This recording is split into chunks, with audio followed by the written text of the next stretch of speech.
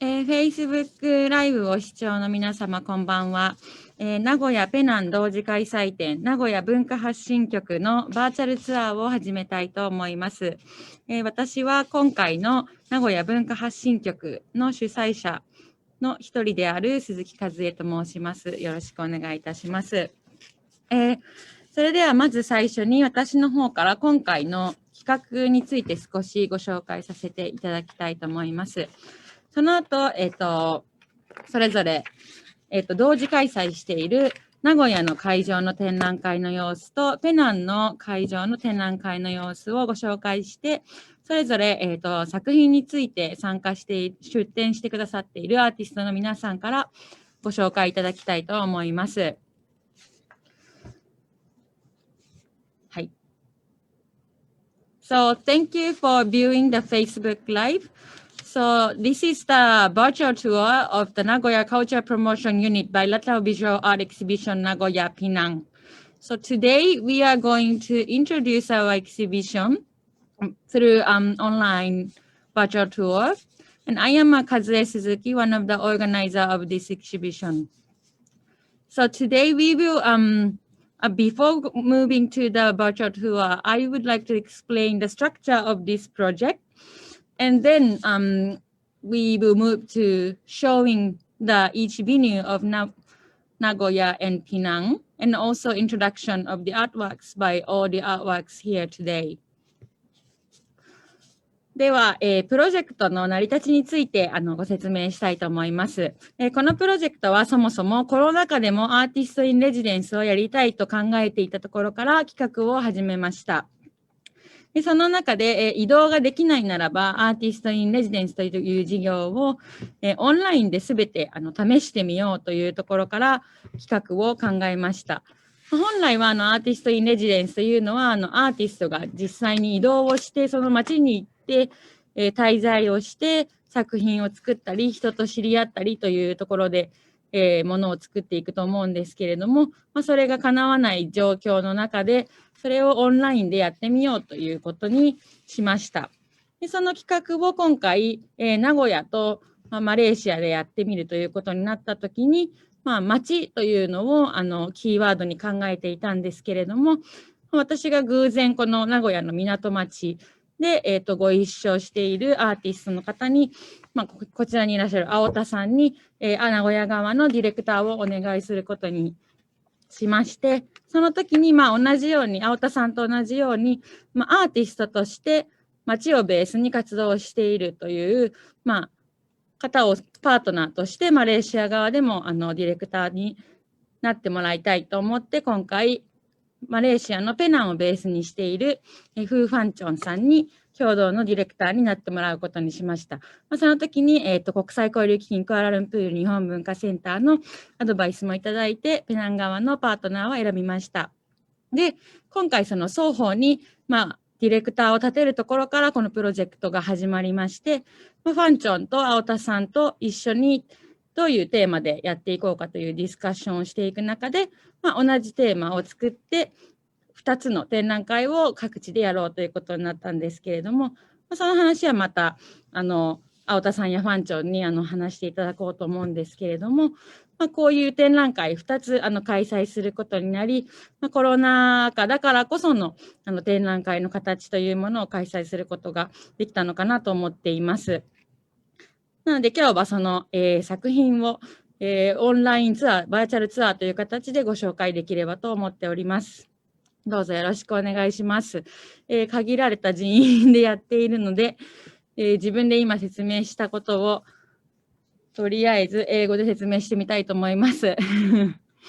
So, let me introduce about the brief structure of this project. So, the starting point of this project is thinking about how we can carry out the artist in residency program while we cannot travel physically. So we try to think about the possibility of online artists in residence, which is moving everything that we used to do physically for the artist in residence program to online, such as knowing about the town, communicating with the local people, or like exploring the city. So we tried that kind of activity that we used to do for artists in residence program physically to do by online. So having an online communication between two cities, we try to explore the possibility of online artist in residence.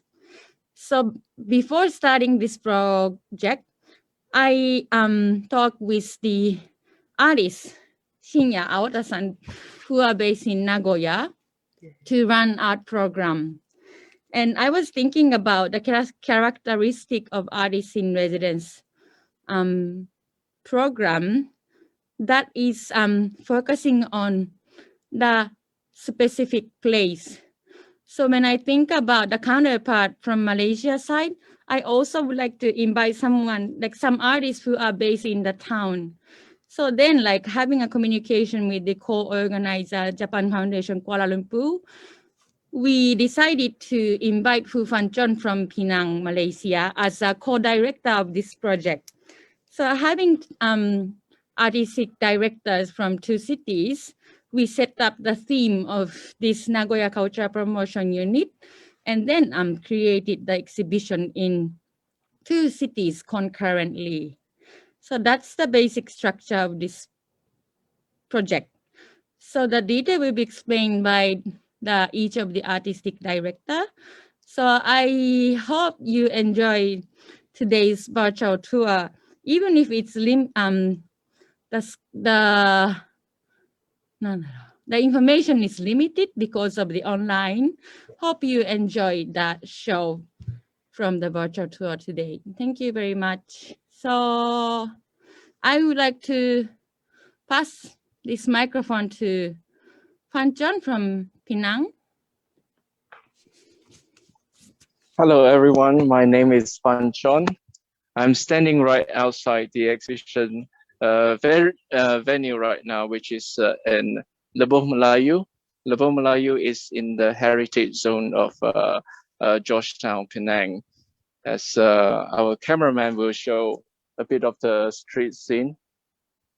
こちら私ファンチョンです。今、ペナンのレブマラヤという歴史のある地区の建物の前におり、その映像をお送りしているところです。So I'm standing right outside a typical pre-war house in Georgetown, which is more than 100 years old. This is現在、ジョージタウンによく見かける戦前からの建造物の前におりますが、戦前100年以上の歴史を持っているところです。This exhibition space used to be artist collective Koruma studio. They used to share this house. And then later on, it was called Little Art Studio run by another artist based in Georgetown. こちらの建物、以前はアーティストが共同で使用するスペースとして活躍していましたが、今でもアーツ関係の目的で利用されており、So please follow me to enter into the exhibition space. As you can see, 中にご案内します。As you can see, a pre-war shop house in Georgetown is usually very long and deep. このように戦前からのジョージタウンの建物というのは奥深く幅も狭く。And this is our reception area. ここがレセプションで。And we have information of Nagoya tourism brochures. 名古屋の観光パンフレットなどが展示されています。And on the wall is the Nagoya map. そして壁には名古屋の地図。So I'm just gonna walk through the space very quickly just to give you a sense of the physical space here. 中の雰囲気を把握してもらうために簡単にご案内しますが。And in this pre-war shop house, typically there's a skywell. このような建物、ちょうど中心にはこのようなスカイライトがあり、which gives the space a bit of a warm lighting. 結果として、外の暖かい光が入ってきます。All right, and we will talk about individual work after this. 個別の作品については後からご案内します。ありがとうございます。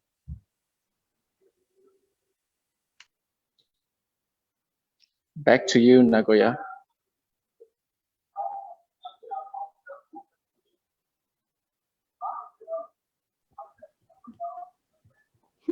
それでは名古屋どうぞ。はい。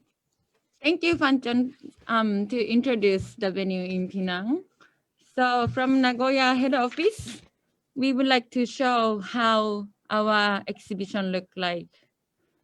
では、今から、ペナンの会場を紹介してくださいましたので、これから名古屋の会場がどのようになっているか、ざっと一通りご紹介したいと思います。その後、個別の作品紹介に移りたいと思います。では、青田さん、お願いいたします。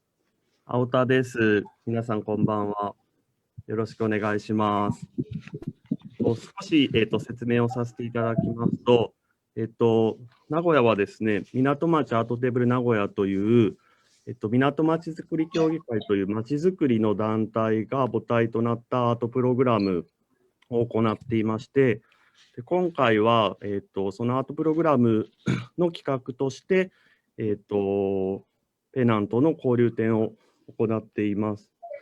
で、最初にファンチョンから、今回の話が来たときに、マレーシアのアーティストが実際に名古屋についてリサーチをして作品を作るっていうことだったので、では名古屋のアーティストも、ペナンのアーティストと一緒に名古屋について調べられないかっていう、リサーチをして作品を作れないかということから、今回の名古屋文化発信局というのが立ち上がりました。で、今回のそのプロジェクトの中でもう一つ重要なのが、名古屋の会場とペナンの会場、両方の会場でそれぞれのアーティストの作品が見れるというところにあって、どちらもアウトプットがそれぞれの会場に合わせて行われているので、フィジカルに、体が移動できない条件ですけど、その中で両会場で作品を楽しめるということに、このプロジェクトの重要性があります。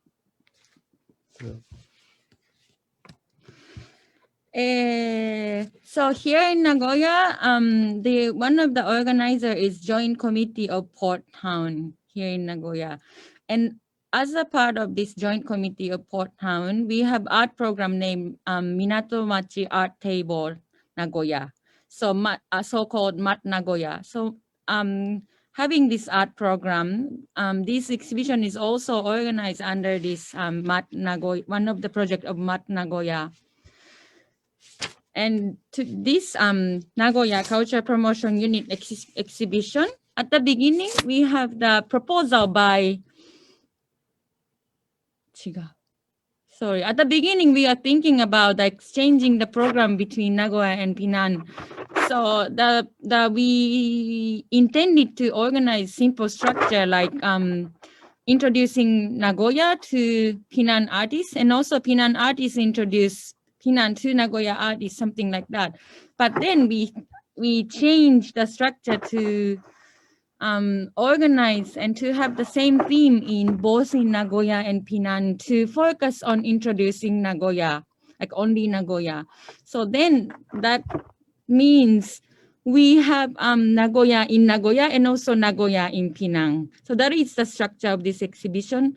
And we have the output by both artists in the venue of Nagoya and Penang, which means without physical move, artists think about how their artwork can be replicated in other cities. And I myself think that it's the interesting point of unique point of this show during this Corona pandemic. So while we cannot travel physically, we try to express how we see the town from the perspective of local artists and also from the perspective of foreign artists. So we hope audience will enjoy how outputs are different in Nagoya and also in Penang. で、名古屋の会場はですね、その港まちづくり協議会の拠点である港町ポットラックビルディングっていうところで、会場にして行っているんですけど、カメラがすでに、映っていますが、まずは入った手前に、ペナンやマレーシアに関する、書籍を置いています。So our venue is located one of the building with our joint committee of Port Town, and on the third floor of this building, we organize the exhibition. And at the beginning of the exhibition, we have the guidebooks of the Malaysia and also the report of some art project done by Japan Foundation. で、そのまま会場に入っていってもらうと、まず左手に今回のプロジェクトで、レギュラーミーティングとして週1回、みんなでこう、ズームをつなぎながら、ミーティングを重ねてきた様子がアーカイブとして、放映されています。So on the left hand of the entrance of the exhibition space, we show the archive of Zoom meeting videos. We organize regular meeting once a week, every week before opening the show. で、あと、会場のマップや今回のフライヤーがあったり、And also we have handout to introduce the artworks here and also the flyer pamphlet of this show. で、奥に進んでもらうと、真ん中にテーブルがあるんですけど、そこには、今回のプロジェクトで、使った資料やアーティストのプラン書、あとは実際にペナンで展示されている展示写真などをここには置いています。So in the middle of the exhibition space, we set up the archive table. So we show the archive of the process of making an artwork or researching or communication. And also we show like how Penang branch organized the exhibition by showing the photos of their show here. でもちろんアーティストの作品が展示はしているんですけど、それぞれの作品についてはこれからそれぞれのアーティストにお話を聞きたいと思います。So a brief view of the exhibition space is like this, but we would like to invite artists to introduce their artworks later. では、山下さん。それではまず最初のアーティストである山下さんによる説明に移りたいと思います。So we would like to invite Yamashita-san to introduce his artwork in Nagoya and also in Penang. では、名古屋とペナンについて、ペナンでの作品についてそれぞれご紹介をお願いします。はい、こんにちは、山下です。このちょっと暗い空間では、プロジェクターと粘土を使って、2人の名古屋の偉人を紹介しています。今映ってる、どうぞ。So here in this slightly darkened space, we have works that were created using clay and a projector, representing two well-known individuals from Nagoya.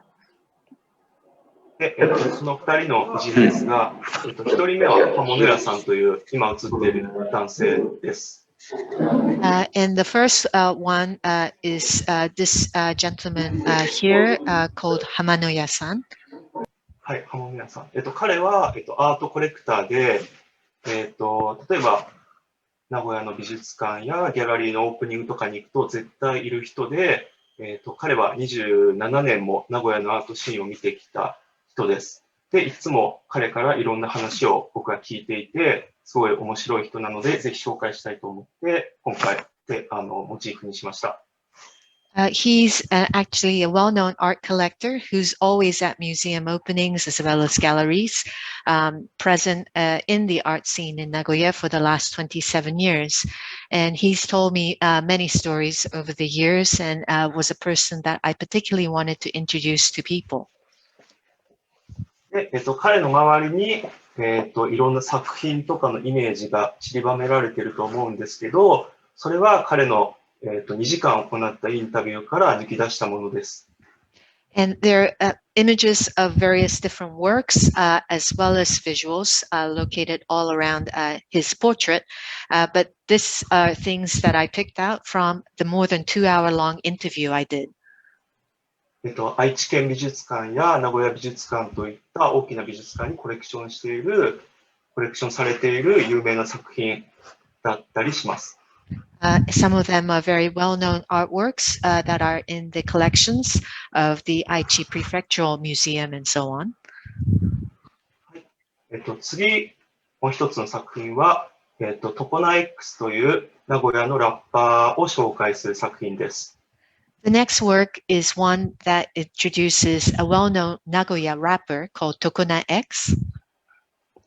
トコナ X は、2004年に、26歳で亡くなってしまいました。He died in 2004 at the age of 26. で、これはトコナ X の、PV を流しています。PV を使用する許可をいただいて、PV を使った作品です。この PV は、トコナ X の曲なんですけど、名古屋の街を紹介している曲です。So this here I'm using a PV with permission that features the city of Nagoya as related to Tokona X. で、名古屋を来たことある人だったら知っているような街とか有名な、デパートだったり建物だったりが紹介されています。So if you've ever been to Nagoya, you'll recognize some of the well-known spots, department stores, and sites in it. で、これはどっちもプロジェクションされているもので、もともとは画像です。で、同じくペナンへも同じ画像を送って、現地のアーティストに、作ってもらいました。So these are projection images, and I sent the same data over to Penang to get an artist over there to recreate the piece. なので、同じデータから、別々の場所で、双子のような作品が作られました。So using the same data in two different locations, we have twin-like artworks in existence. はい、大体以上です。That's all from me.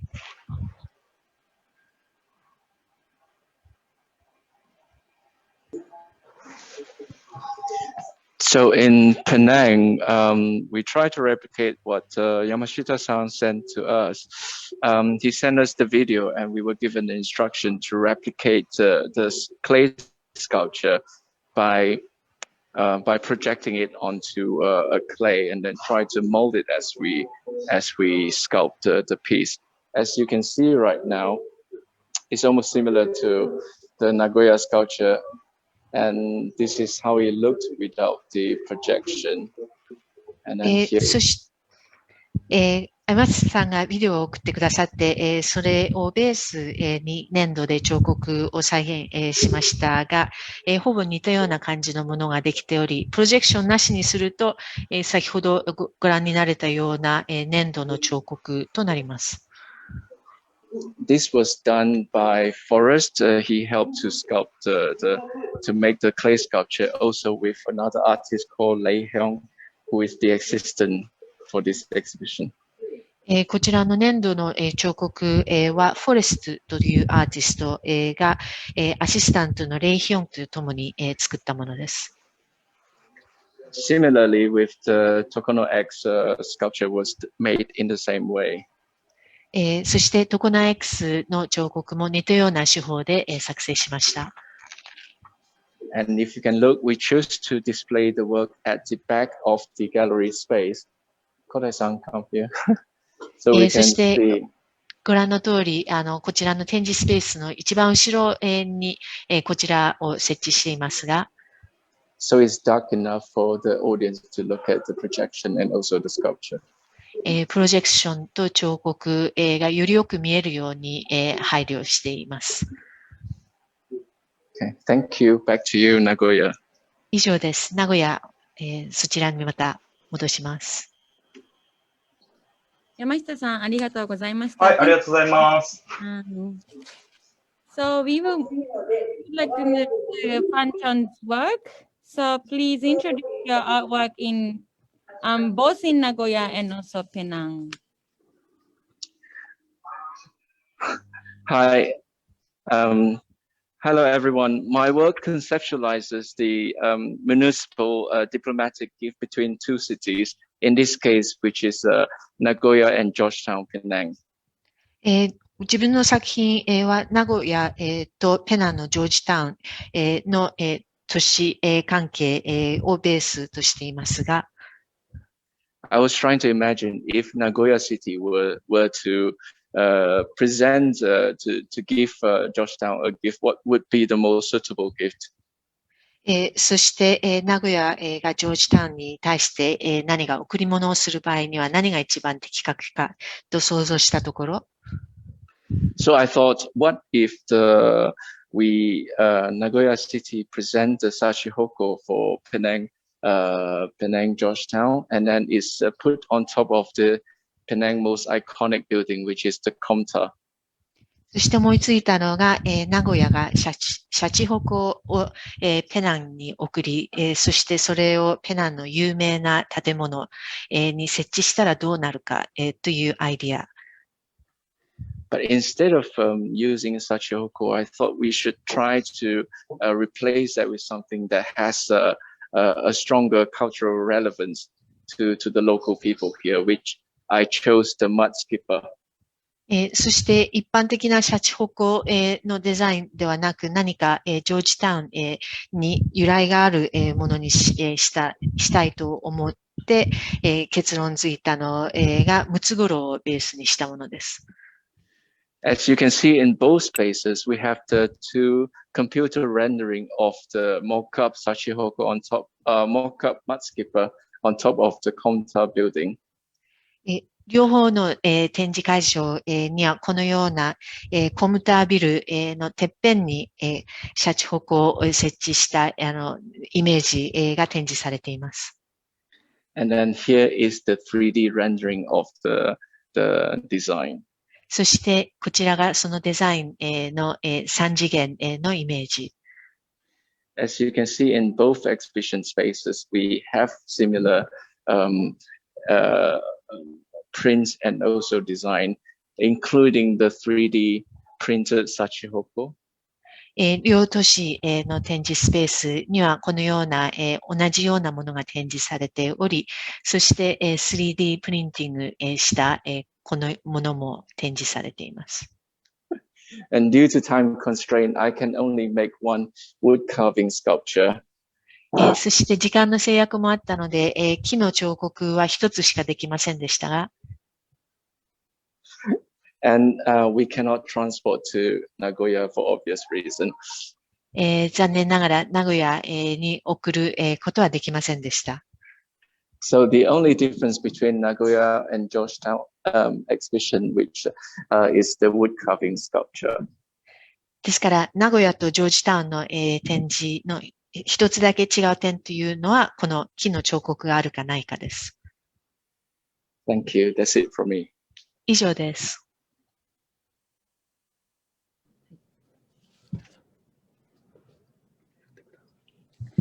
ファンチョン、説明ありがとうございました。Thank you, Fan Chon, for your explanation. So maybe Aota-san can make some comment about your artwork fabrication in Nagoya site. ファンチョン説明ありがとうございました。それでは名古屋側での作品の出力について、青田さんに少しコメントいただければと思います。はい。名古屋側のファンチョンの作品については、同じく、大型プリンターで写真を出力しています。で、ファンチョンが実際に木彫でペナンで展示しているものは、こちらでは、3D プリンターを用いたモデリングをして、マットスキッパーを展示しています。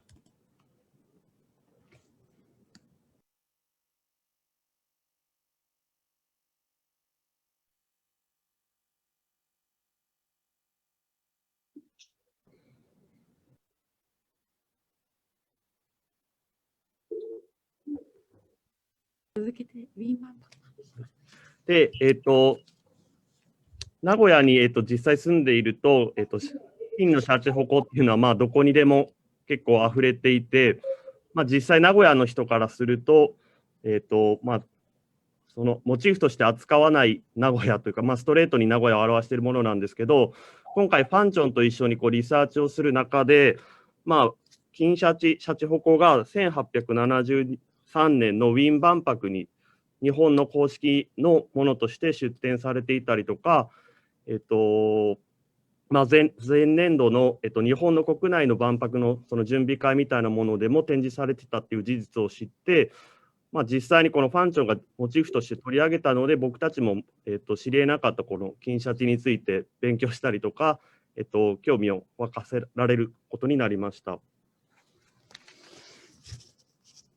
So, for Nagoya residents, if we do our daily life in Nagoya, we rarely have interest in golden shachihoko, but thanks to having eye of the foreign artist, Fan Chon this time, we also had opportunity to learn about golden shachihoko again, such as the history of shachihoko to be introduced in Vienna Expo in 1873, or like before the Vienna Expo in this year, Japan organized domestic exposition, and the golden shachihoko was also exhibited there to get the attraction of Japanese nationals as well. So thanks to Fan Chon, we Nagoya residents also got to know about the history of shachihoko and also the story behind shachihoko. So we also see it's interesting to know about the characteristic or to think again about the characteristic of Nagoya because of this project. Thank you. Thank you, Fan Chon. So we would like to move to Didi. So, ファンチョンありがとうございました。それではDD さんの作品の紹介に移りたいと思います。DD さん、それではよろしくお願いします。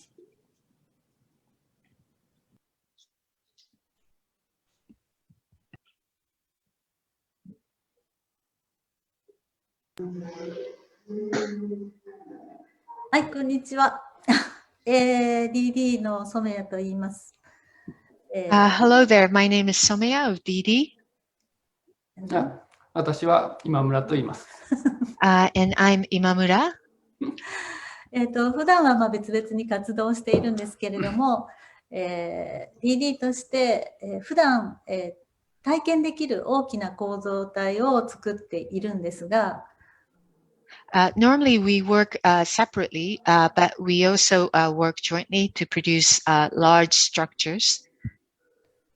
今回の展覧会には、架空のリフォーム屋というのをまず設定をして、そして映像と、それから、その映像の中にあるものを現実に一部作らせてもらいまして、そして、一般の人にそのリフォーム屋を、宣伝するためのポスターというその3つで、作品を作りました。This time around, we imagined that we were having set up an imaginary reform company, and the work this time is composed of imagery as well as actual physical recreation of part of it, which is also tied in together with a poster which publicizes Nagoya. 映像についてちょっと説明します。Let me explain about a little bit about the imagery. 架空のリフォーム屋がやるというのは結構不自由な居心地の悪いリフォームのオーダーを受けるという設定から始まっています。それに対する回答として今テキストがまず映像の中に現れて、それに対して名古屋市内の何かイメージを喚起させる、同じようなそのテキストの内容に関するイメージを喚起させるような映像を組み合わせていきます。だいたいオーダーは20ぐらいを用意しました。So in the video, you see examples of the paradoxical kind of reform proposals that is made by this imaginary company. Initially, you see a text that will appear, and then whatever you that makes it you think of Nagoya based on that will appear, and 20 such so-called projects are recreated as a result. その中で、名古屋とペナンで一つずつ、オブジェを作っているわけですけれども、例えばペナンでは後で映像出るかもしれないですけれども、境目をなくしてほしいっていうオーダーに対して、回答として2階と1階、2階の床であり、1階の天井であるところに穴を開けていて、どこからが2階なのか1階なのかわからないっていうような作品を作っています。で、それ映像の中ではそれは地下鉄の映像になります。つまり地下鉄っていうのは地上から見えないので、その境目がどこから前の駅と次の駅に移ったか、その境目がわからないっていう、そういうふうな映像を組み合わせていきます。So, and out of those 20, we've selected one each to actually be recreated in Nagoya and Penang exhibition spaces. For Penang, we have an example where you don't know where one ends and the other starts, whereby you have a hole in the floor of the second floor and also a hole in the roof of the first floor, and you don't know where one ends and one starts. But in this particular piece, it's a subway situation that's being recreated. で、名古屋の方では、その映像の中の一つの20個のオーダーの中から一つ階段を下り専用にするというのを作って、実際にこのポトラックビルの階段を滑り台のように下るだけのものにしました。And out of the 20 orders that we came up with for Nagoya, we chose the one where it's titled Descending Stairs, where you essentially slide down the stairs. これは、いや、さっき映像を撮るのに階段を登ってこれなくて申し訳なかったなと思うんですけれども、そもそもが、今回のこの作品のコンセプトとして、名古屋の街を歩いていて、その排除デザインというようなものに少し視点を向けたんですけれども、そのどちらかというと、わざわざ不便にしてしまうデザインをオーダーする側と、それをデザインする側というその組み合わせが面白いなと思って、このような形のことになりました。And I'm afraid we're sorry we couldn't shoot a video whilst climbing up the stairs. But the idea was, as you walk through the city of Nagoya, the idea of hostile design, putting in an order for a design that's inconvenient in nature and actually recreating it. That is the concept behind these works. そんな感じです。So that's our piece. リリーさん、ありがとうございました。Thank you, リリーさん, for your explanation. So, Fan Chon, maybe can we have your comment about the replication in Penang? Yes, so Didi's work not only look at Nagoya hostile architecture, they were also trying to collect information of the similar sort of situation in different cities, which also happened in one of our oldest flea market in Georgetown, which is now converted into a nice green park where the vendor who used to go to the flea market stopped using the park. So sometimes this sort of, in the name of urban rejuvenation, certain community were compromised in the process. So, sorry. 名古屋の方に関してこの排除デザインということだったんですが、似たような状況は他の都市でも見れると思い、実際ジョージタウンの方では以前飲み市だったスペースが再生され、今は緑の公園と生まれ変わっています。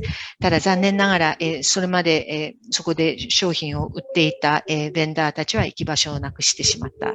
ですからこのように街を再生し、より良くするという努力によって、コミュニティの一部が不便、または居場所を失ってしまうという状況も起きているわけです。So for Didi's work in Georgetown, they try to replicate the same essence of useless design by looking at the photo of the space. So you can see the wood panel, the decorative wood panel at the top. They try to replicate the design by coming up with this yellow wood panel that we help them to replicate here.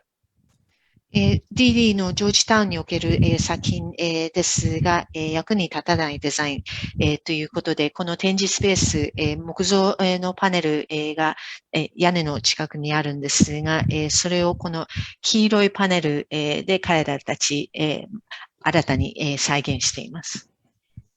So instead of making a slides out of the staircase in Georgetown, they come up with this wood panel that seemingly looks like a door but cannot be used as a door. ですから、名古屋では滑り台のような階段があったのに対し、こちらではドアのようになパネル、しかしドアのように開けることができないものを作っています。Thank you, Nagoya. Back to you. Yeah, I want to say thank you. You are very welcome, Didi. Thank you. はい、ありがとうございました、DD さん。それでは、次に宮田明日香さんによる作品説明に移りたいと思います。So we would like to move to the introduction of Asuka Miyata's artwork. それでは宮田さん、お願いいたします。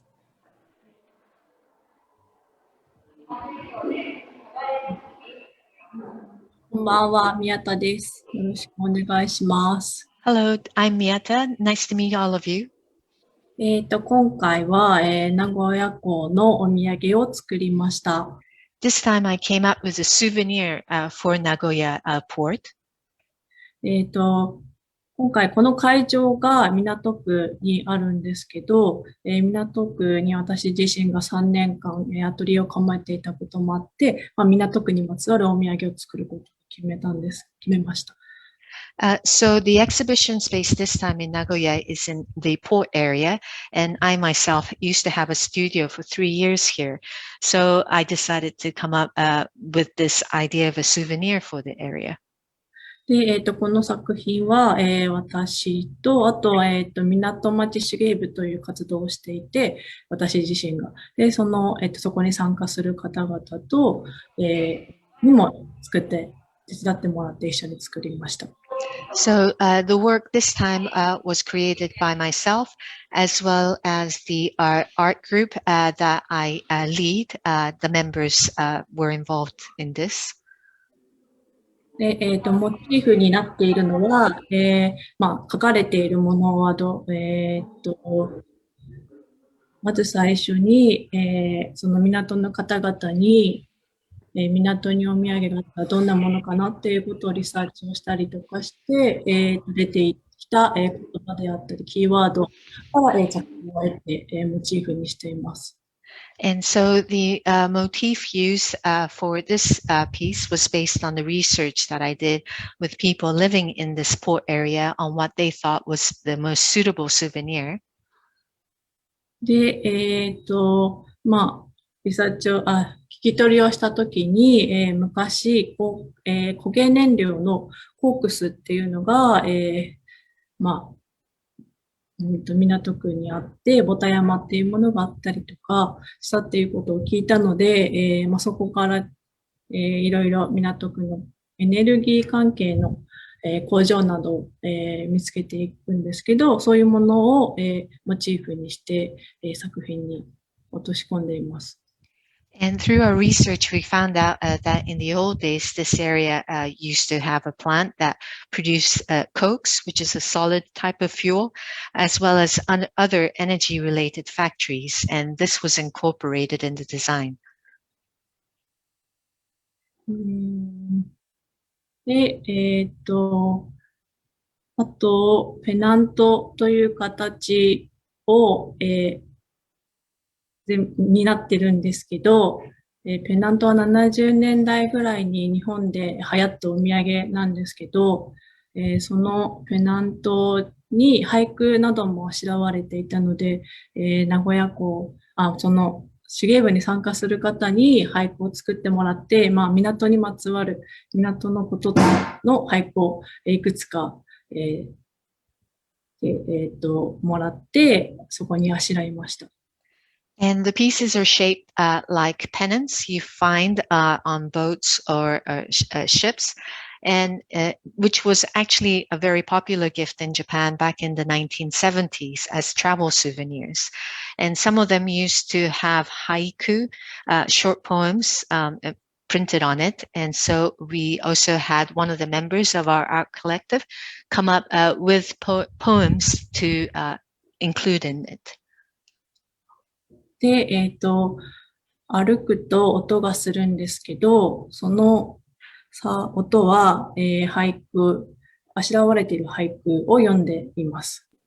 And when you walk through, you hear a sound, but it's actually the sound of the haikus that's read out loud. ちょっとだけ聞こえましたね。I think you just heard a little bit. で、名古屋の会場は、そういう形で作られてるんですけど、ペナンでは、違う手法で作品を落とし込みました。So that's how it is in the Nagoya exhibition space, but in Penang, it takes a slightly different form. 同じ柄のデータを、使ってはいるんですけど、シルクスクリーンでプリントしてます。It's the same data that was used in Penang, but recreated using silk screen method. 全然違う形になったので、今回とても、こういうプロジェクトでなかったら作られなかった作品だったなと思って面白いなと思っています。It came out looking totally different, and I thought it was particularly interesting because it took a form that I probably wouldn't have created on my own unless we had this kind of a setup. 私からは以上、そんな感じです。いいかなAnd that's all from my side. Thank you. 宮田さん、ありがとうございました。それでは、宮田さんの作品をペナンで出力するのを手伝ってくださったテトリアーナさんからちょっと一言コメントをいただければと思います。So, maybe can we have some comments from Tetriana who help to replicate Asuka's work in Penang?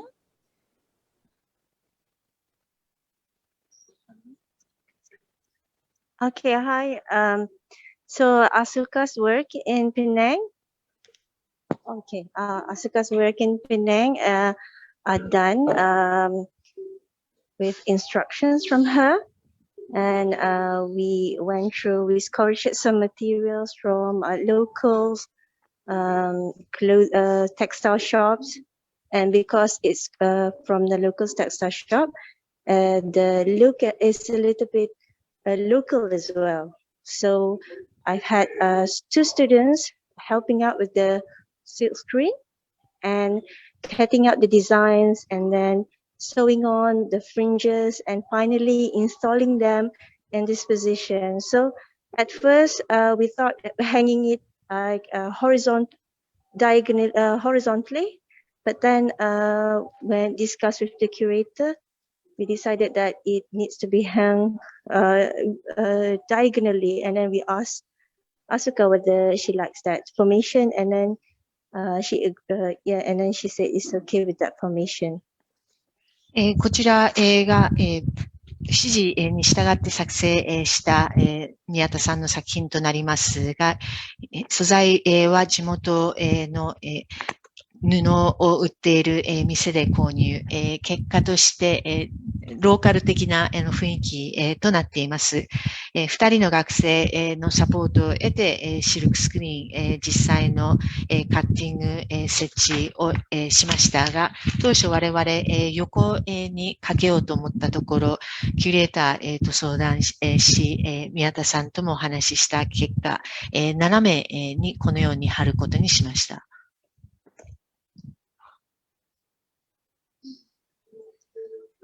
The process is informed a lot from this two-way communication. And of course, although the designs are based from Asuka's and the ideas are based from Asuka's, but most of the process and the artworks are created from this communication from her instructions and from the materials that we get from Penang.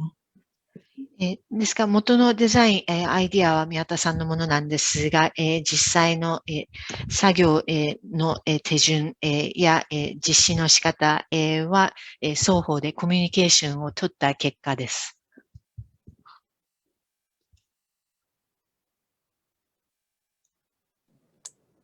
So thank you, Tetriana. Okay, welcome. So, テトリアナさんありがとうございました。宮田さんありがとうございました。それでは、宮田さんとテトリアナさん2人でリサーチの過程をシェアしておられたんですが、これからテトリアナさんに彼女の作品ペナンと名古屋でどのように展示しているかについてご紹介いただきたいと思います。So then we would like to move to Tetriana's artwork both in Penang and Nagoya since Asuka and Tetriana share the process of the research. So Tetriana, please move to your artwork. Okay, thank you, Kazue, and thank you from both team from Penang and Nagoya. Okay, so for my artwork, I make, so this is an installation of a presentation of souvenir. So it's a set, the souvenir is a set of sarong for men and women, and it is wrapped in a furoshiki. So I make this set to commemorate the origin of Nagoya textile. So I presume that Nagoya textile in Malaysia comes from Japan, because during my youth I used to go to Nagoya textile to shop, because I feel that the materials are Japan inspired. So there's a lot of assumptions and presumption in this process. So here I also have some of the process and step-by-step instruction on how to wrap the furoshiki and how to wear both sarong. こちらのインストレーション、お土産というアイディアで、サロンのセット、風呂敷を作成したところですが、もともと名古屋テクスタイルというところ、若い頃、買い物にちょくちょく行っていて、その時はもちろん日本の製品を扱っているんだと思い込んでいたわけなんですが、今回の作品に関しては実際にサロンや風呂敷をどのように使えばいいかという説明書も加えています。So the artwork is also informed by communications between me and Asuka, because she gave me some information about Nagoya, and these informations are incorporated in the designs of especially in the furoshiki wrapping. こちらのアートワークに関しては宮田さんといろいろコミュニケーションをした結果となっているんですが、名古屋についていろいろ情報提供してもらい、風呂敷などにそれが反映されています。Yeah, that's it about my work in Penang. For my work in Nagoya, the difference is that here in Penang, the displays and the the decorations of the sarong is more decorative, and there are also some informations on process of the artwork. While in Nagoya, it is more culturally correct in terms of the wearing of sarong, and also the details in the sarong design. And there are also some informations in tablet about Nagoya in Malaysia, Nagoya Textile Company in Malaysia.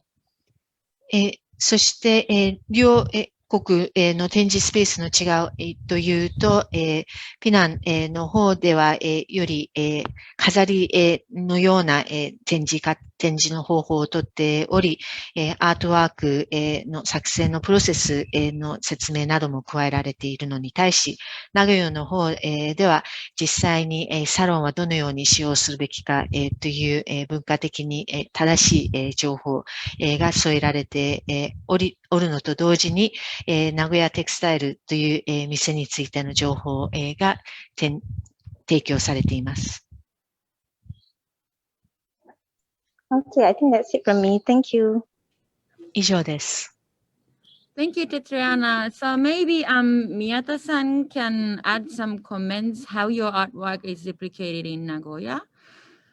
So Miyata-san, テトリアーナの作品の名古屋での出力お手伝いくださったと思うんですけれども、何かコメントがありましたら一言いただければと思います。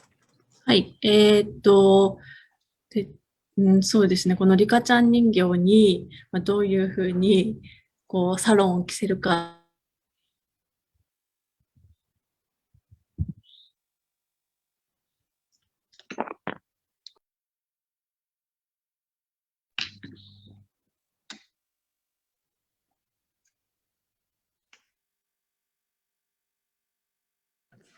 すいません。何も聞こえなくなってしまったんですけど。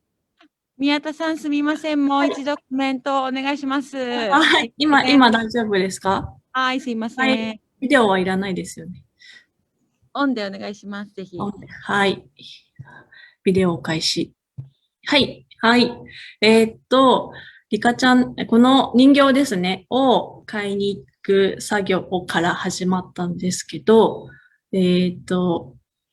買いに行ったりとかして、買ってきたのはいいんだけど、ちょっとどういうふうにスタイリングするかっていうのを結構悩みながら、一緒にやり取りしながらやっていきました。So the work actually started with me going out to buy these Japanese-style Barbie dolls, which are called Rika-chan. And then I had to have a lot of discussions with Tetriana on how to style it on them. で、あと風呂敷を包んだりとかっていうことをしたりしました。And then I also worked on how to wrap the furoshiki in what kind of a style to wrap it up. ありがとうございます。では、青田さんにも少しコメントをいただきたいと思います。Thank you, Miyata-san. Maybe 青田さん can also make some comments on how Tetriana's work is replicated in Nagoya. はい。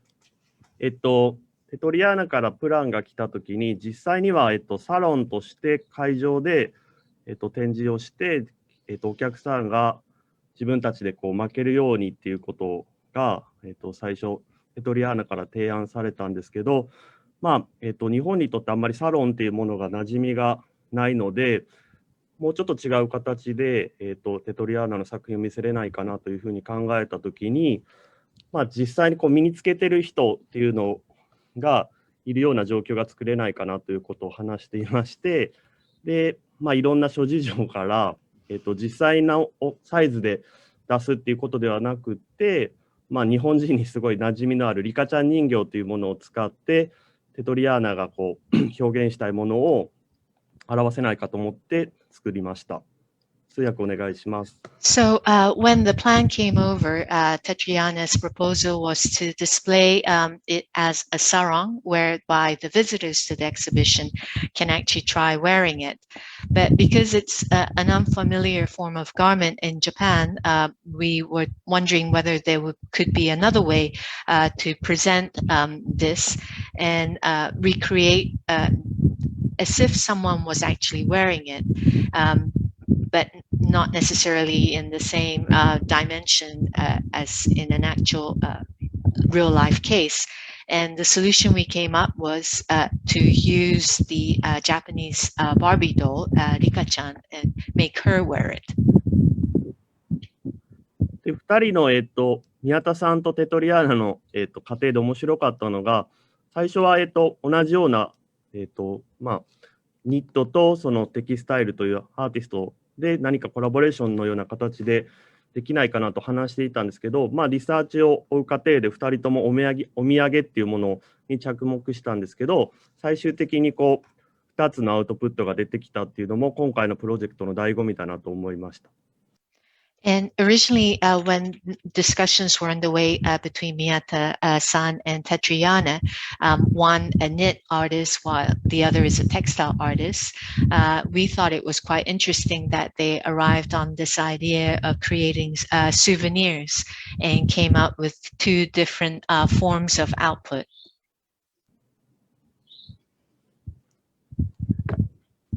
Aota-san, ありがとうございました。テトリアナもありがとうございました。So thank you, Aota-san, and thank you, Tetriana. So we would like to move to the last artist. The artwork collaborated between Kinoshita-san and Forrest. So we would like to invite Kinoshita-san and Forrest to explain your artwork. では、最後のアーティストに移りたいと思います。この展覧会の中で、共同制作をしたアーティストがいるんですけれども、その木下さんと、フォレストによる作品の説明に移りたいと思います。それでは、まず、木下さんによる、名古屋側の、展示の説明から、お願いできればと思います。So we would like to invite 木下さん first to explain about how an artwork is exhibited in Nagoya site. お願いします。こんにちは、木下です。Hello, my name is Kinoshita. じゃ今回の、名古屋とペナンで、僕とフォレストさんが制作した作品について少しお話ししていきたいと思います。So let me explain a little bit about the work that Forrest and I created for Nagoya and Penang. 今回の作品は、アーティストのフォレストさんと共同で、名古屋港の、周りについてのことを、テーマにして、パンフレットを作るということを目的にして制作をしました。So together with Forrest, we embarked on our project on the understanding that we were going to come up with a pamphlet introducing the surroundings around Nagoya Port. 僕はちょっと英語が喋れなかったので、彼と絵文字や自動翻訳のツールとかを使って、彼と会話をしていて、それを起点にしています。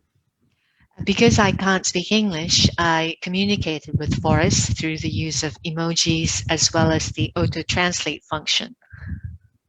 はい。で、こういったちょっとディスコミュニケーションの状態をうまく使って、名古屋港の地図を制作して、で、それで作品を制作をしようと考えました。So we actually tried to take advantage of this situation of this communication between the two of us and reflect that in the map we created for the Nagoya Port area. はい。今映っているのが、僕とフォレストさんのドローイング、地図のドローイングで制作をしている、マップになります。So what you see right now is the drawings by Forrest and I for the map. このマップはフォレストさんが名古屋港を、トレースしたマップと、それにノイズのように僕の、ペナンの地図をドローイングしたものが、組み込まれて、一つの地図のような形になっています。So this is actually a combination of the Nagoya Port map that Forrest traced overlap with the Penang map that I created. それと、同じく、映像で、3点作品を提出しています。And at the same time, we also submitted 3 additional works. 今映っている、2つの映像が、僕と、フォレストさんが、地図をドローイング、トレースをしている、状態をパフォーマンスで、行っていて、それを映像で録画しているものです。So the 2 videos that you see being played here in this image is that showing Forrest and I doing the drawing and tracing for the maps. もう一つの映像が今、僕たちの2人の会話の、アーカイブを、映しているものです。And the other video is an archive of the discussions the 2 of us had working towards this piece. ツールは、インスタグラムを使用しています。We use Instagram as a tool. それと、一番最初に、映ったと思うんですけど、パンフレットを、これらの、素材をうまく組み合わせて、名古屋港を紹介するパンフレットを制作しました。And also, as shown in the very beginning of our segment, we created a pamphlet of Nagoya, which is a compilation of the different aspects of the work that I just explained. 名古屋での展示に関しては、以上になります。ありがとうございました。So that's all for the exhibit over in Nagoya. 木下さん、ありがとうございました。それでは、フォレストにペナンの側の展示について説明してもらいたいと思います。Thank you, 木下さん。So maybe we will pass the microphone to Forrest to explain how your collaborative artwork is exhibited in Penang. Hi, everyone. Thank you so much. Hi, I'm Forrest. 皆さんこんばんは、フォレストです。This time I'm really happy I get a chance to collaborate with Yuji Kinoshitaさん。今回は木下さん、コラボレーションができてとても嬉しかったです。And our project mainly is about map making and the mistranslation. そして我々の作品は地図の作成、これを翻訳通訳を通してどうするかというものですが、So at the beginning of the collaboration, we discussed how are we going to communicate. And later we decided to use emoji to communicate. この作業の始めにどのようにコミュニケーションを図っていくか相談したところ、絵文字を使おうということになり、And actually, although we are still communicate with emoji, there are still many happy misunderstanding and translation occur. そして今でも絵文字を使って基本的に連絡取り合っているんですが、偶然な誤解とかディスコミュニケーションも発生しております。And we would like to translate all this miscommunication and understanding to actions. So like tracing map, as you can see on the map. そしてこのようなミスコミュニケーションなども作品に反映したいと思い、このトレーシングマップにも見られますが、at the same time, we also discuss about the similarity that we both like hobby or the interests that we love. それと同時に、二人とも、似たような、ホビー、や興味を持っている、という共通点もあり、As besides tracing the map, we also kind of like role playing. So Kinoshita will replace me to visit Nagoya Port area, and I will replace Kinoshita-san to visit Penang Georgetown. そして、地図のトレーシングをする以外、ロールプレイも好き、という、二人だった、ので、木下さんが、名古屋港のあたり、を、案内してくれたり、自分がジョージタウン、を、紹介したりしました。And after that, we will kind of like sharing our picture on phone and Instagram. そしてその後、情報を、携帯やインスタグラムを通して共有し、And I start to trace the picture that we share on Instagram to drawing.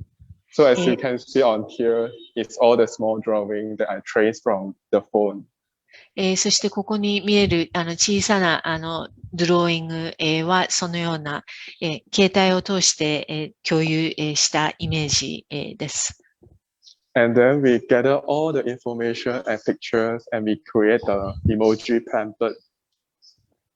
そしてこれらの情報、写真など全部まとめてイモジパンフレットを作成し、And then we also translate our main interest, like the element of water, into our performance. そして水に対する考えなどをパフォーマンスにも組み込んでいます。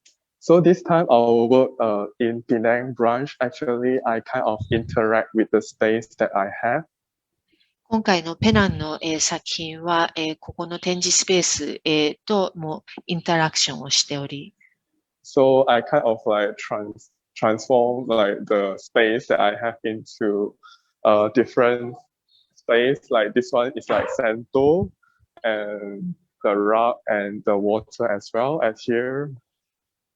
そしてこのスペース、など、は銭湯、のように、水を使っており、And then add all this element into my performance, and Kinoshita-san will translate my performance into emoji. そしてこれを使ってパフォーマンスをし、それを木下さんが絵文字、で訳す。Yeah. So I think that's all from our project. Thank you so much. 以上が我々のプロジェクトについてです。Thank you, Forrest. So maybe Fan Chon and Aota-san can make some comments on their collaboration. フォレストさんありがとうございました。ファンチョンとAotaさんに少しコメントいただきたいと思います。Maybe Fan Chon, you go first. I think this is a very challenging collaboration between the two artists. Third. 今回は非常にチャレンジが多いコラボレーションとなったんじゃないかと思っていますが、So maybe this project kind of somewhat further exemplifies the challenges of not being able to meet physically everything through virtual channel. 実際に対面ではなくバーチャルで作業しなきゃいけないという難しさを表してくれたと思います。But both artists try very hard to find the common ground and a way to connect with each other to make sure they can find a way to make a meaningful project. そして有意義なプロジェクトを作成するために共通点やコミュニケーションをどう図っていけばいいかお二人とも探ってくれたと思うんですが。Yeah, meaningful projects through poetic action by talking about mountains and water and also the way of creating a map of Nagoya together. 山や水、そして名古屋の地図を作成する、などといういろいろな観点から話をし、which is a project can only be done during the pandemic in some way. Thank you. ある意味、今の、コロナ禍、であるから、できた、作品だと思います。Thank you, Fan Chon. So maybe Aota-san can add some more comments. ありがとうございます、ファンちゃん。では、Aotaさんにも少しコメントをいただきたいと思います。はい。今回のフォレストと木下さんのコラボレーションで面白かったのが、一番最初に2人がなぜコラボレーションするきっかけになったかっていうと、実は2020年の初めに2人がその名古屋で出会っていまして、でその時に2人の外見がすごいそっくりだったことをすごいみんなで覚えていまして、で今回その2人で、顔が似てるとか、格好が似てたっていうのがきっかけになってるんですけど、実際にフォレストが名古屋に来れないことを木下さんの体を使って実際に、名古屋に来たっていう体験ができないかなっていうのが始まりになっています。So, with regards to this joint work by Forrest and Kinoshita, and the question why did these two decide to work together? Early in the year 2020, they actually met each other in Nagoya, and people had commented on their similarities in terms of appearance. And originally, the idea was if Forrest couldn't come to Nagoya physically because of COVID, whether Kinoshita-san could somehow take on that role on his behalf.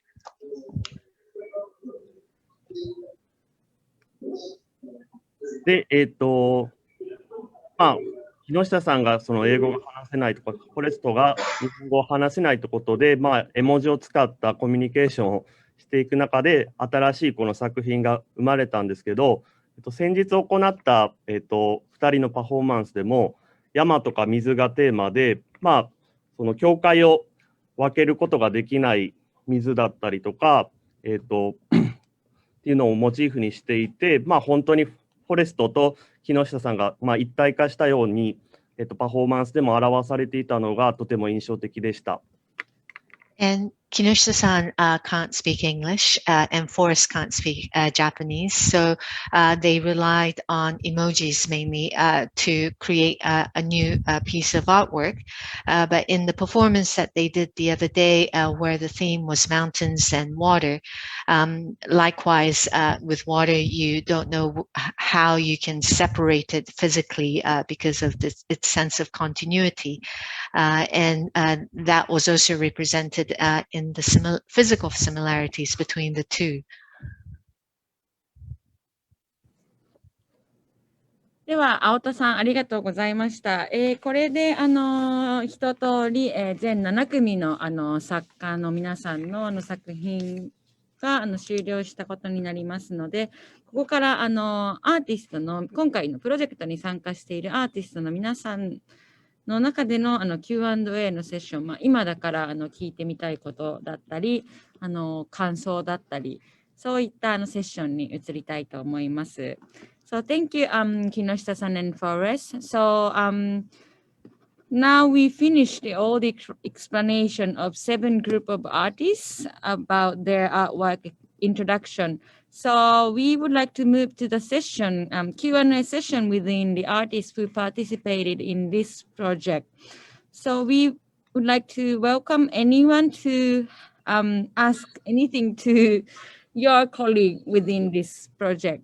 では、皆さん、カメラをオンにしていただきまして、今だから聞いてみたい質問だったり、感想だったり、そういったことを自由にご発言いただければと思います。積極的にぜひお願いします。Socially distance.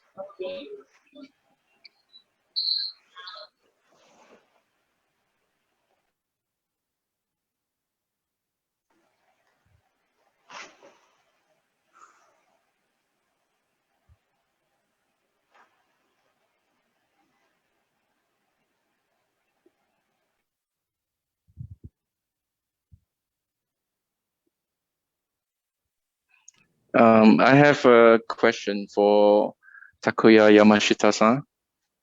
山下さん宛ての質問があります。So I'm just wondering, making a work which is with a very localized context. So making a work that is being shown in two different cities, do you worry that audience might not understand without the social cultural context?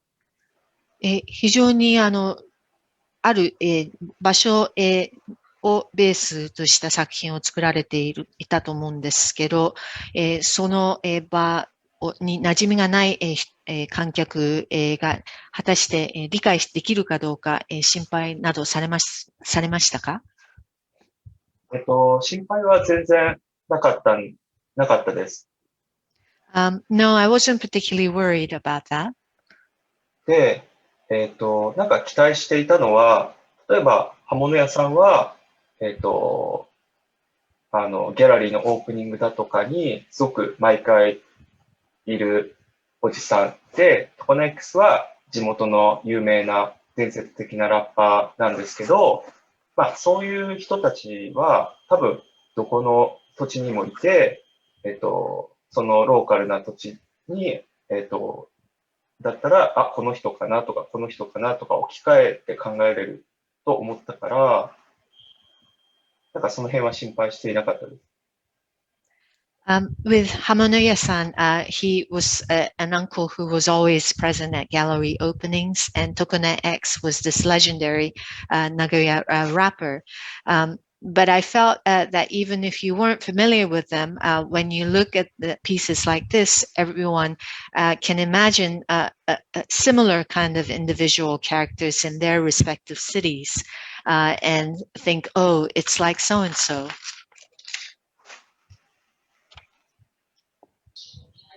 Thank you. ありがとうございます。じゃあそれに便乗した質問で、例えば刃物屋さんのペナンバージョンみたいな人とかはいますか？ Just to tie into that question, is there anybody in Penang who's like Hamanoya-san? Yes, we have a group of family who goes to every exhibitions in Penang, but they never buy the art, but they will help themselves for the food during the receptions. But it's good to have them around. ペナンにも実はある家族で必ずアートのオープニングに来る人たちがいるんですが、作品は何も買わず、ただレセプションで用意されている食べ物を頬張って帰る方たちがいます。まあ来てくださって嬉しいんですけど。刃物屋さんも同じです。お酒をたくさん飲んでほとんど買わずに帰ってきます。Actually, it's the same with Hamanoya-san. He enjoys the alcoholic drinks, and then he goes home hardly buying anything. Oh, really? I think maybe they should meet the family here, and we should interview the family in Penang. そうであれば、紹介してあげられるといいですね。そして、両者のインタビューでもできたら。はい、ぜひお願いします。That would be great, yes. That's it. Thank you. Thank you.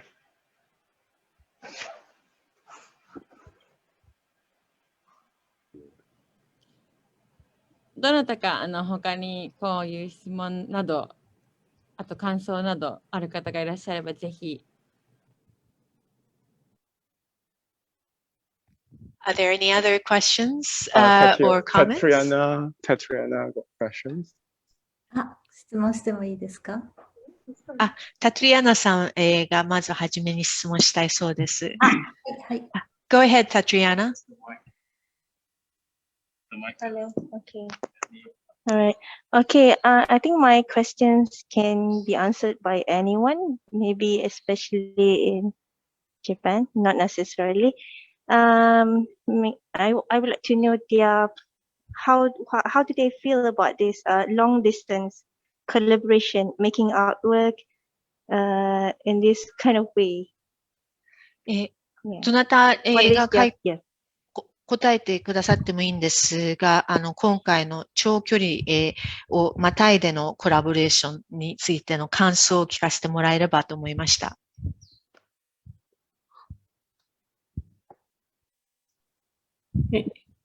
はい。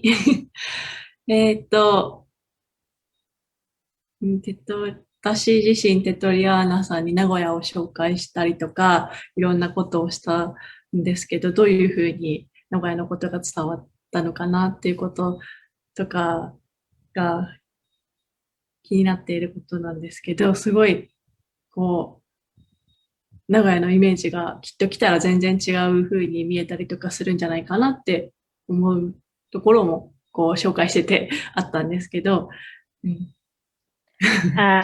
This time around, I had a chance to introduce Nagoya to Tetriana, but while I was doing it, I was curious whether she really understood Nagoya and whether if she were to eventually come here, whether it would be totally different from what she had imagined or not.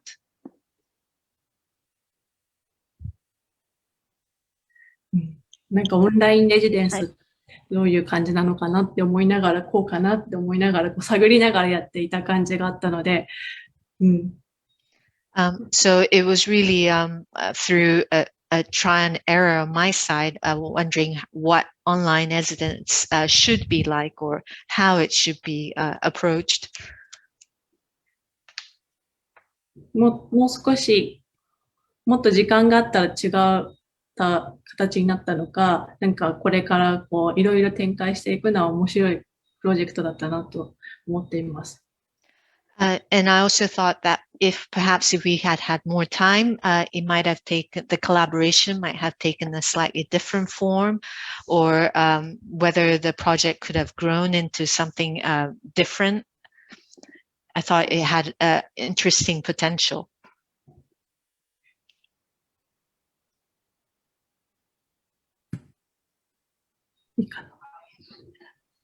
Thank you for the feedback. I think it's been a really interesting process, yes, and I think that this collaboration also interests me about Nagoya because I've never been to Nagoya before, and I think I would like to go there one day. フィードバックありがとうございます。確かに興味深いプロセスだったと思い、結果的に私も名古屋に行ってみたいと思うようになっています。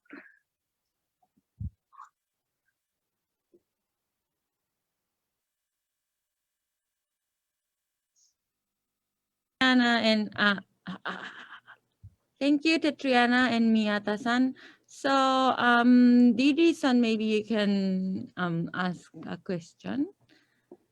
テトリアーナさん、宮田さん、ありがとうございました。DD さん、ご質問ぜひお願いします。宮田さんたちがペナントを作っていて、それからすごくペナントが目につくようになったというか、それまでは私の昔の記憶であって、忘れていたペナントが最近すごく目につくのは宮田さんが作ったからか、それとも、そもそもこう、ペナントが最近復活してるのか、宮田さんが最初にそのペナントで行こうと思ったきっかけは何だったのかなと思いました。I thought it was interesting that Miyata-san chose the form of a pennant for her artwork. And since seeing her work this time round, I've been noticing pennants in all sorts of places. And I can't figure it out if it's because I saw your work or if pennants are becoming more prevalent nowadays in Japan. But I wanted to ask Miyata-san, what was the reason you decided to go with the pennant idea? はい。最初にいろいろこの名古屋を紹介するのに観光とかいろいろ調べていたときに、なんかペナントが目に入ったんですね。多分インターネット上で。で、なんか、いや本当に単純に最初ふざけて、もうペナンで、ペナントでしょっていうノリでちょっとやってしまったっていうところがあったんですけど、いやでもなんかちょっとやっぱよくよく調べていくと、ペナントっていうもののが象徴するものって面白いなと思ったっていうので取り入れたっていう。はい。ちょっと最初は嘘ですって冗談ですって言ってたんですけど、ちょっと良かったなと思います。ペナントに取り入れて。When I was researching into how to go about introducing Nagoya and tourism and so on, I happened to see an image of pennants on the internet. And then I thought pennant, somehow it has a similar ring. So it was almost like a joke that I started paying attention to it. But I thought it was perhaps a good idea because it could be a symbol for Nagoya. そのジョークのフレーズを今思い出したような気がします。ありがとうございました。Thank you. I think I just remembered that the joke about the similarity in the two phrases.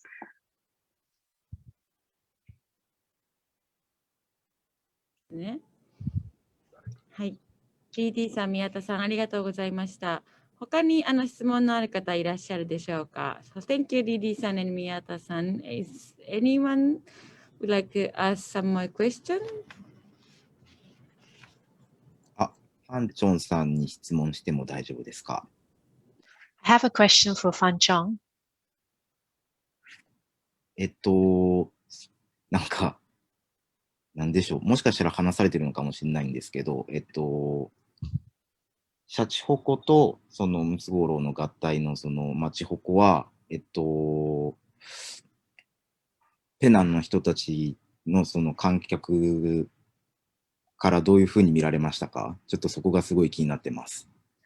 I was interested in finding out what the reaction of the Penang visitors have been towards the Shachihoko, but reinterpreted in the form of a mud skipper.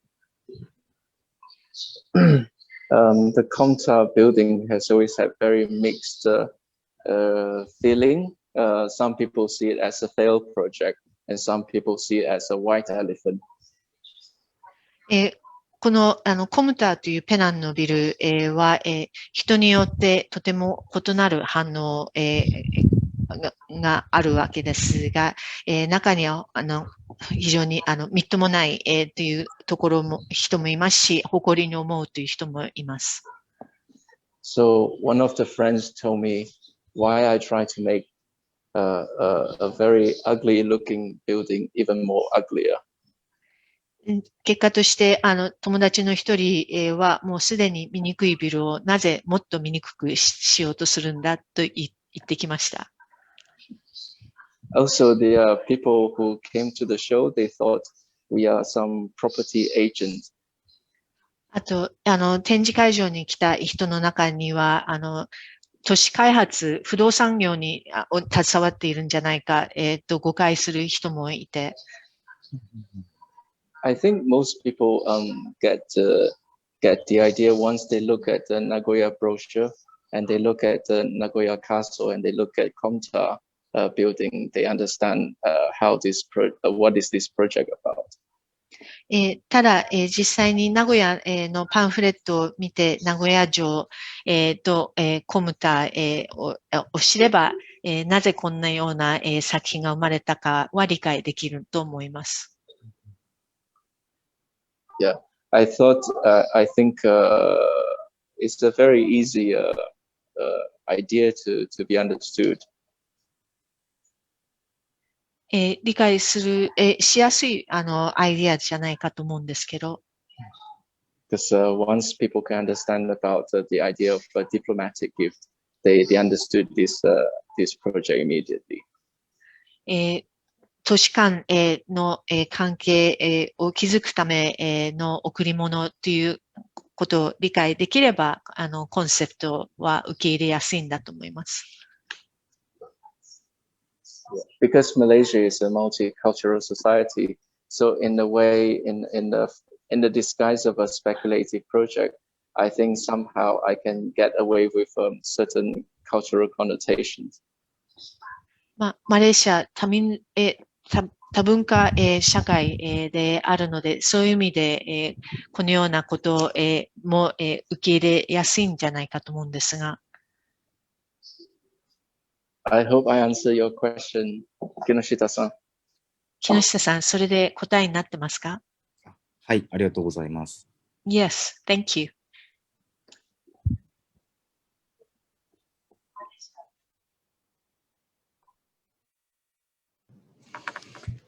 So thank you, 木下さんand ファンチョン。木下さん、ファンチョン、ありがとうございました。それでは、そろそろ時間も1時間半を過ぎましたので、Facebook ライブをご覧になっている方の、コメントをご紹介したいと思います。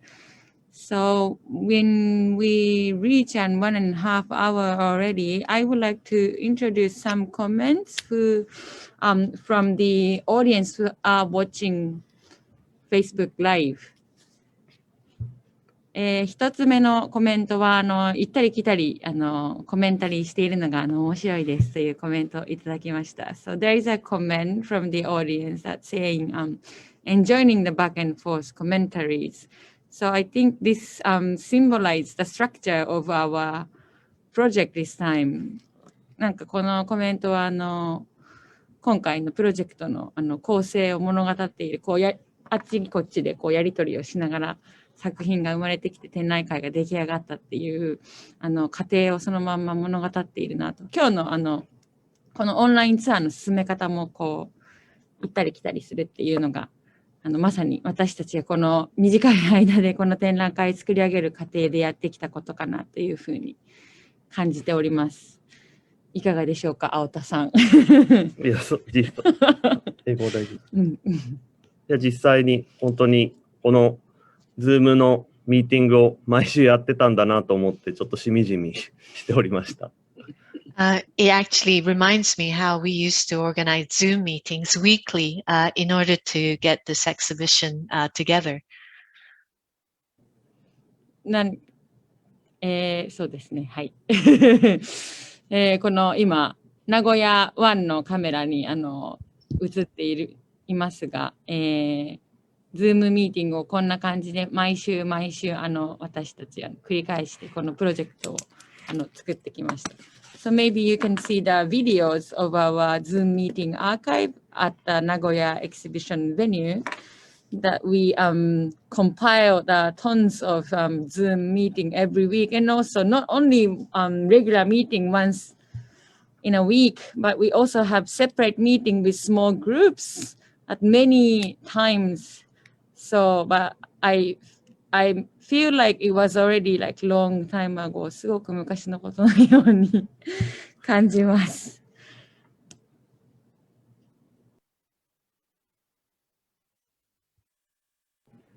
他のコメントとしまして、ナイスというコメントがあるのと、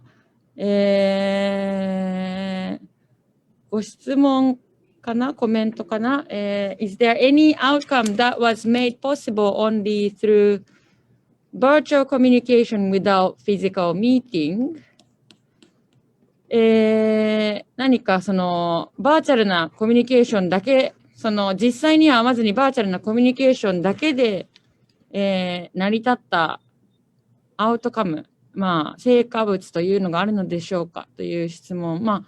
この展覧会全部かなという気もするんですけれども、Fan Chon, any comments to this question? I felt like this whole exhibition in Nagoya and Penang is like outcome that was made possible only through virtual communication without physical meeting. But any comments to this question?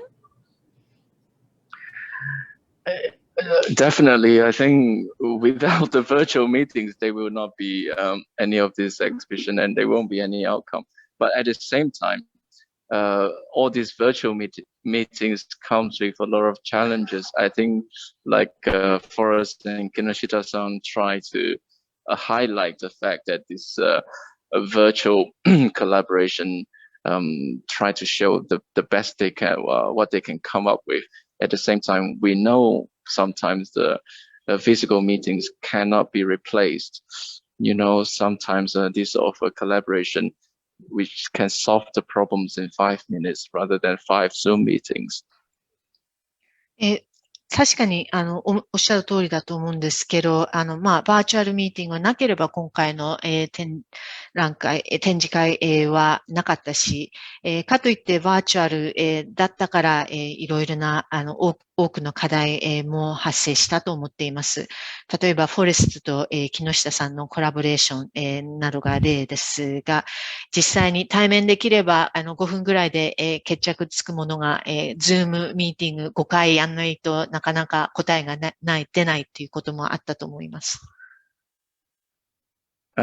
Also, I think because it's extremely challenging, I think that really stretch our imagination of how we can work together remotely. And also it gives us a sense of, me personally, of focus during the pandemic, which is not easy to come by these days.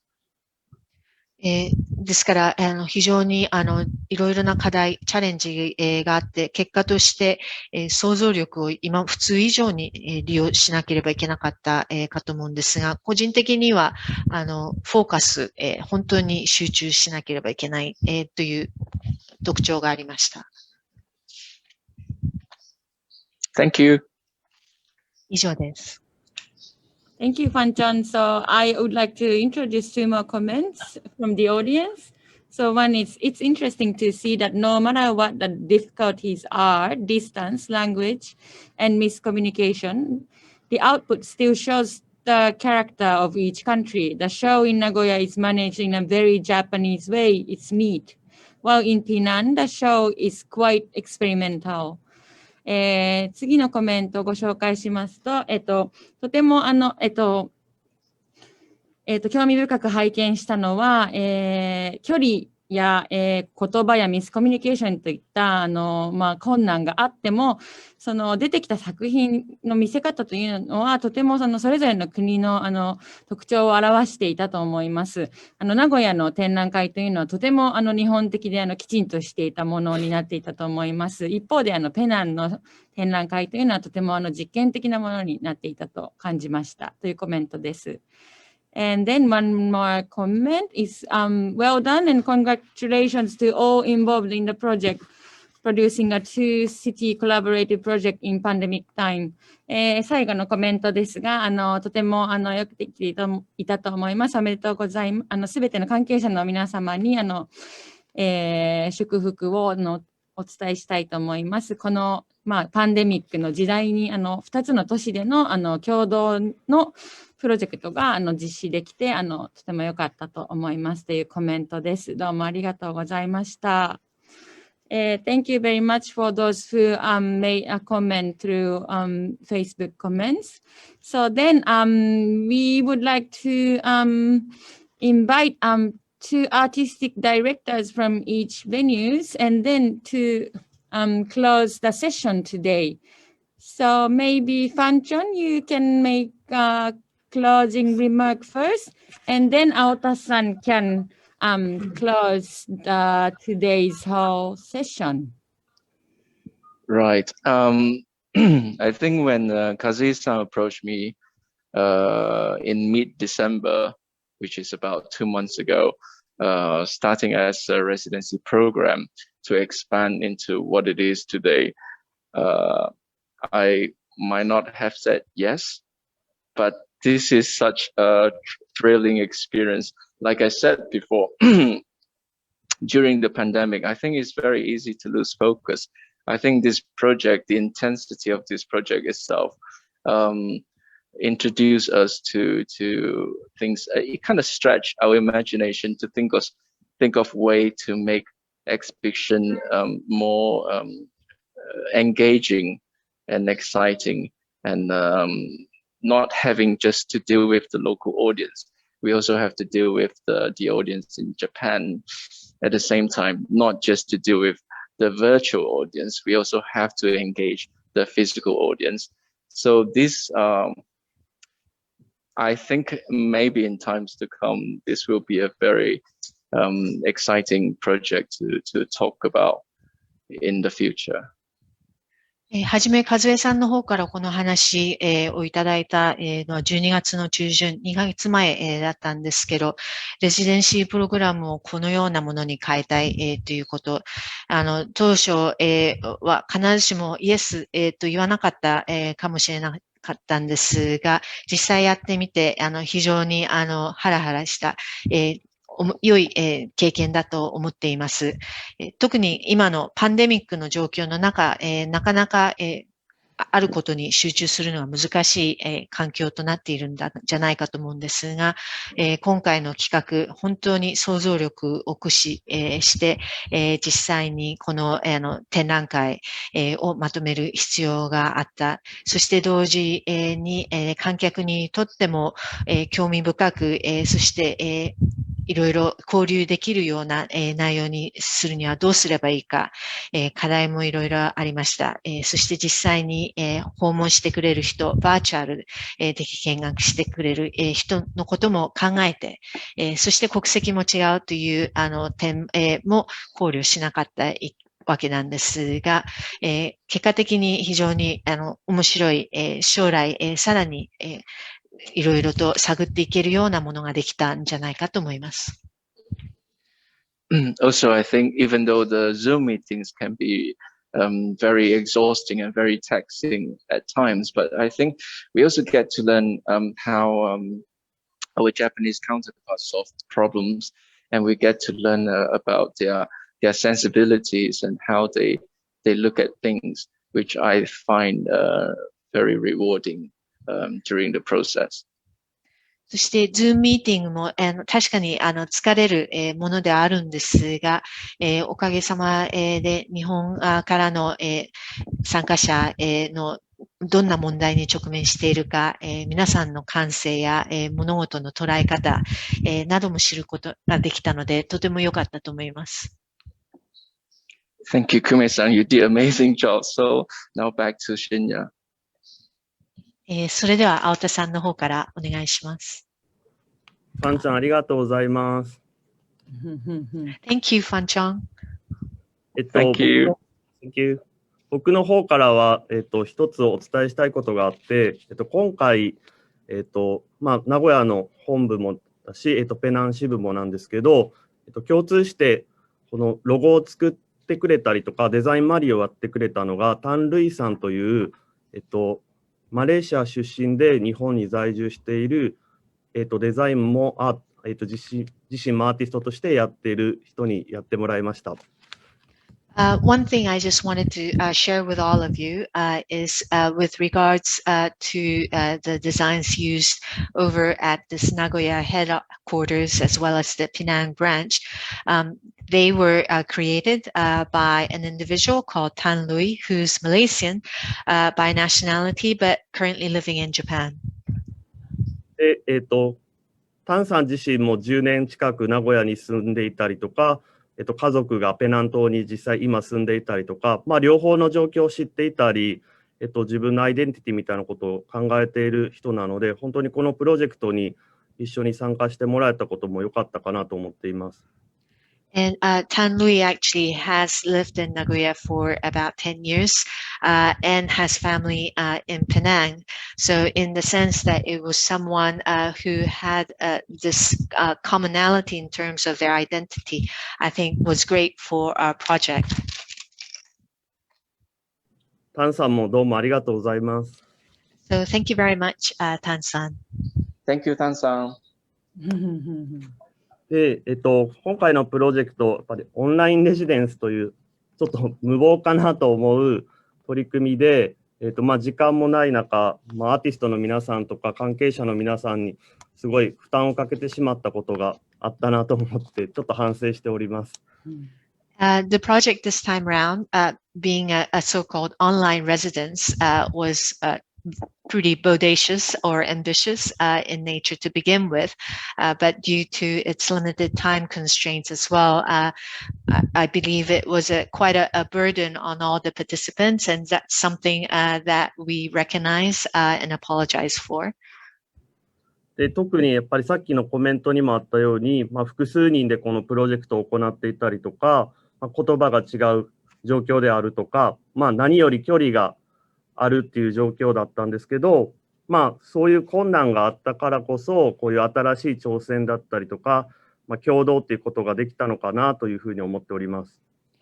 As commented earlier, because it involved multiple numbers of people with differences in terms of language and the long distance between us, there were all sorts of new challenges. But I think it was precisely because of that we were able to have a new form of collaboration this time around.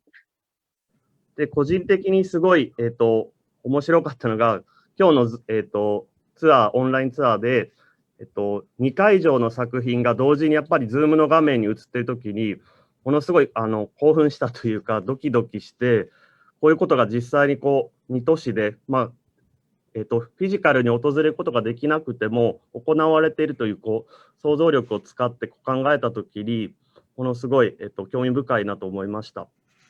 And personally speaking, actually observing the online tour where we could see the visual images from the two separate spaces, I thought it was exciting, the fact that these things were happening simultaneously in two different cities.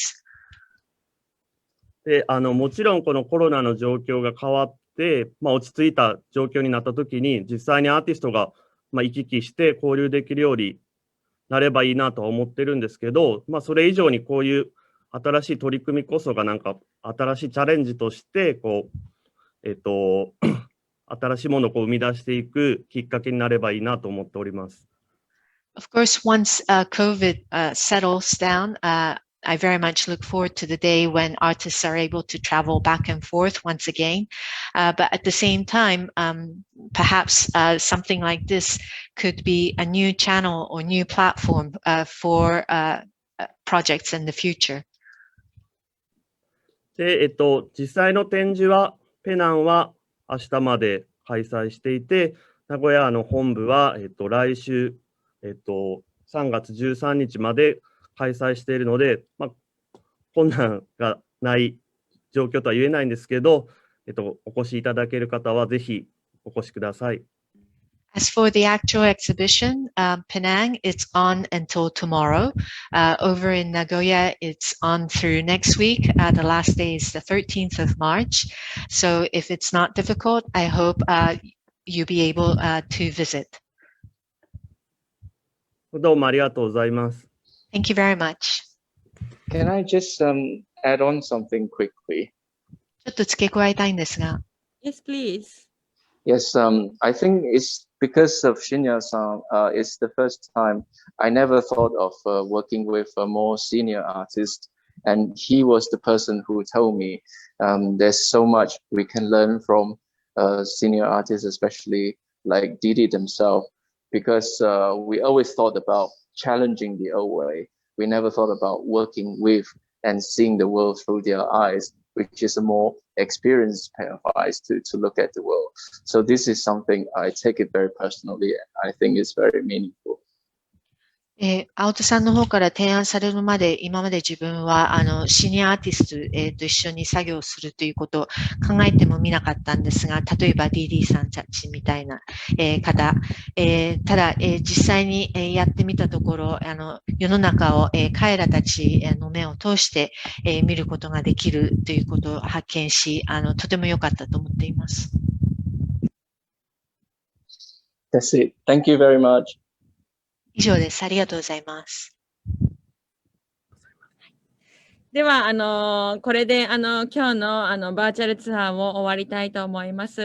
長時間ご視聴くださった皆様、アーティストの皆様、関係者の皆様、どうもありがとうございました。So, we would like to close today's virtual tour.